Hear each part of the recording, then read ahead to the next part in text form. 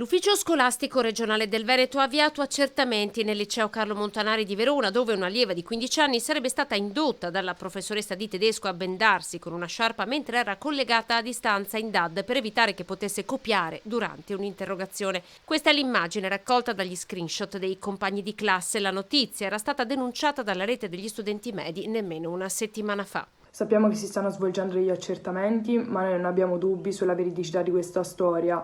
Ci sono infatti le prove, in particolare le foto di questa ragazza durante l'interrogazione ed è quindi necessario adesso agire sul serio se vogliamo evitare che episodi del genere riaccadano di nuovo in futuro. All'interno di un sistema scolastico come il nostro questi comportamenti e queste azioni devono essere denunciate perché intollerabili. La direttrice scolastica Carmela Palumbo ha contattato il dirigente che ha sentito i ragazzi e i docenti per ricostruire l'accaduto, ma non è escluso che verranno presi provvedimenti. Il caso veronese ha già suscitato molta indignazione anche in ambienti governativi. La sottosegretaria all'istruzione Barbara Floridia parla di un gesto inopportuno e manda un abbraccio ideale alla studentessa. Più cauto il collega all'istruzione Rossano Sasso, un caso isolato ma va approfondito.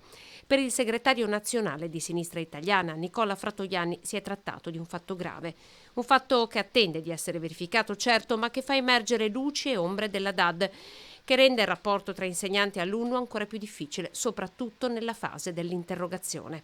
Per il segretario dell'Unione degli Studenti il tema è più ampio. È necessario, ha detto Luca Redolfi, superare l'idea di valutazione. La scuola serve solamente a dare voti? Noi crediamo di no.